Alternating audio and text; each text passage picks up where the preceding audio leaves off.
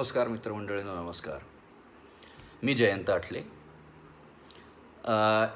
बँकेमध्ये बरीच वर्ष नोकरी करून, वेगवेगळ्या पोझिशन्सना काम करून, वेगवेगळ्या बँकांमधल्या विभागांमध्ये काम करून नंतर गेली जवळजवळ 13-14 वर्ष मी एका भारतातल्या प्रचंड मोठ्या सॉफ्टवेअर कंपनीमध्ये बँकिंग कन्सल्टंट म्हणून काम करत आहे.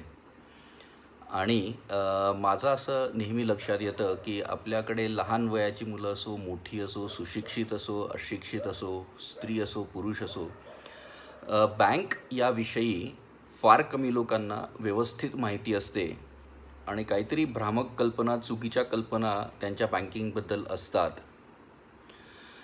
या सगळ्या कल्पना दूर करण्यासाठी आणि सत्यामध्ये बँक असते काय, तिथे आपण काय करू शकतो, कारण बँक हा असा विषय आहे की जो आपल्या प्रत्येकाच्या दैनंदिन जीवनाशी अत्यंत जवळचा निगडीत असा विषय आहे.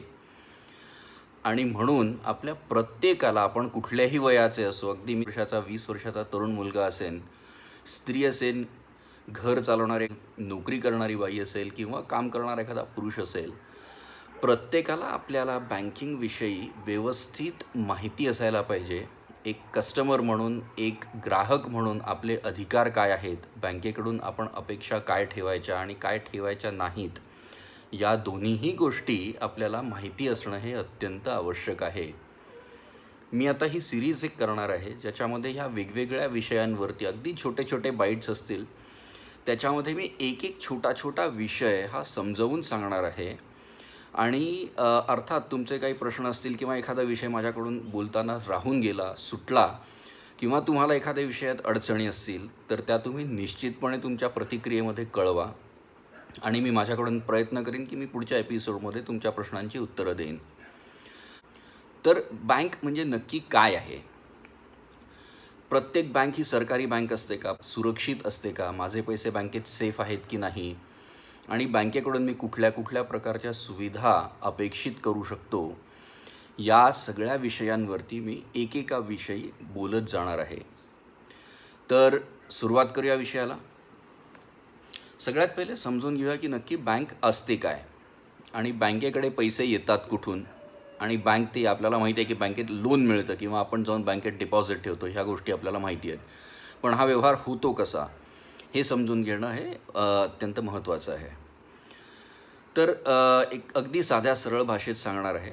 बँक ही एक अशी संस्था आहे जी खाजगी असू शकते, सहकारी तत्वावर चालणारी असू शकते किंवा ती एखाद्या सरकारनी तयार केलेली असू शकते. वेगवेगळ्या प्रकारच्या बँक्स असतात. तर या बँकांना पहिले सगळ्यात जी आहे ती परमिशन लागते सुरू करण्यासाठी. म्हणजे मला एखाद्या किराण्याचं दुकान जसं काढायचं आहे तसं जाऊन प्रत्येकजण काय बँक काढू शकत नाही.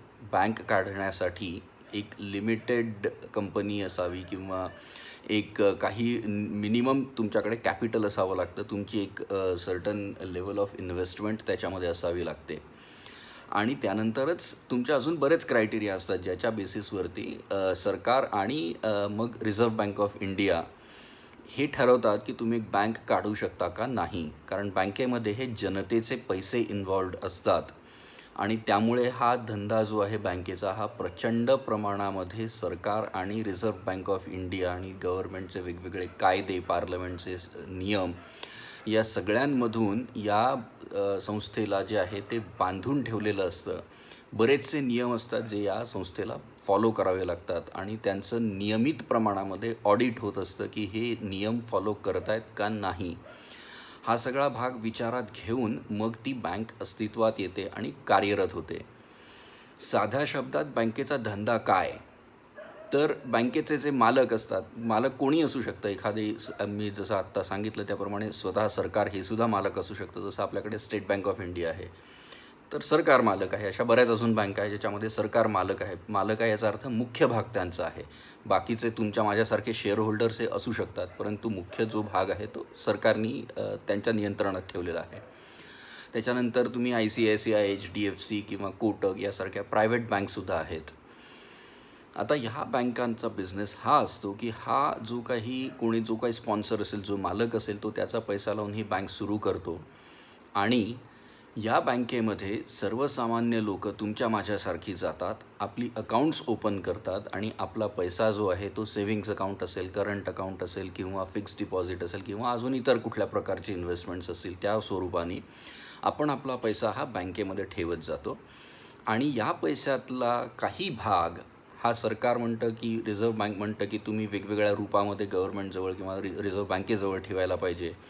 तो भाग सोडला तर जो उरलेला भाग असतो, जो उरलेला पैसा असतो, तो लोनच्या रूपाने बँक्स इतर कस्टमर्सना देत असतात. आता तुम्हाला माहिती असेल की साधारणतः 3% 4% या साधारणतः रेंजमध्ये वेगवेगळ्या बँका सेव्हिंग्स अकाउंटवरती आपल्याला इंटरेस्ट देतात. फिक्स्ड डिपॉझिट केलं तर त्याच्यावर एक 5%, 6%, 7% अशा प्रकारचा आपल्याला इंटरेस्ट मिळत असतो. परंतु तुम्ही जर लोन घ्यायला गेलात तर हे रेट हे जास्त असतात. तुम्हाला 5% लोन मिळणार नाही. जर तुमच्याकडे फिक्स्ड डिपॉझिट तुमच्या देशामध्ये 5%ला मिळत असेल तर 5%ला लोन मिळणार नाही. बँक करतं काय नक्की? तर बँक जो तुम्हाला बँक इंटरेस्ट देत असते त्याच्यावरती त्यांची जी ट्रान्झॅक्शनची कॉस्ट असते, त्यांच्याकडे एम्प्लॉईज कर्मचारी असतात, त्यांचा पगार, त्यांना बिल्डिंग घ्यावी लागते, त्याच्यात एअर कंडिशन लावावं लागतो, ह्या सगळ्या ज्या काही ओव्हरहेड्स असतात याची सगळ्याची कॉस्ट ॲड करते. त्याच्यात एक थोडासा प्रॉफिटचा पर्सेंटेज ॲड करते आणि जो काही रेट निघेल त्या रेटनी आपल्याला कर्ज म्हणून पैसे देत असते. त्यामुळे 100 रुपये जर बँकेकडे असतील तर त्याच्यापैकी समजा एक 50 रुपये, 60 रुपये, 70 रुपये डिपेंडिंग ऑन सर्कमस्टान्सेस बँक जी आहे ती लोकांना कर्ज देत असते. आणि ह्या कर्जातून जे उत्पन्न होतं किंवा इतर बाकीच्या ज्या सर्व्हिसेस आहेत त्याच्यातून जे उत्पन्न होतं त्याच्यातून बँक ही प्रॉफिट कमवत असते. शेवटी एक प्रॉपर कमर्शियल एंटिटी असल्यामुळे, व्यापार करण्यासाठी धंद्यात उतरलेली एक संस्था असल्यामुळे प्रॉफिट कमवणं हा बँकेचा मुख्य उद्देश असतो आणि तो कमवायलाही पाहिजे, तरच ती बँक हेल्दी राहील, आपले पैसे त्यात सुरक्षित राहतील.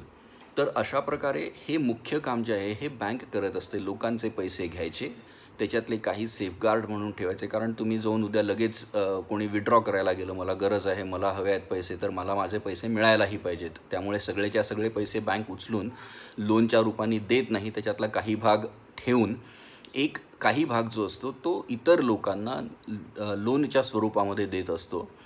आणि मग त्याच्यातून जो प्रॉफिट होईल तो बँकेचा प्रॉफिट असतो, तो शेअरहोल्डर्सचा प्रॉफिट असतो.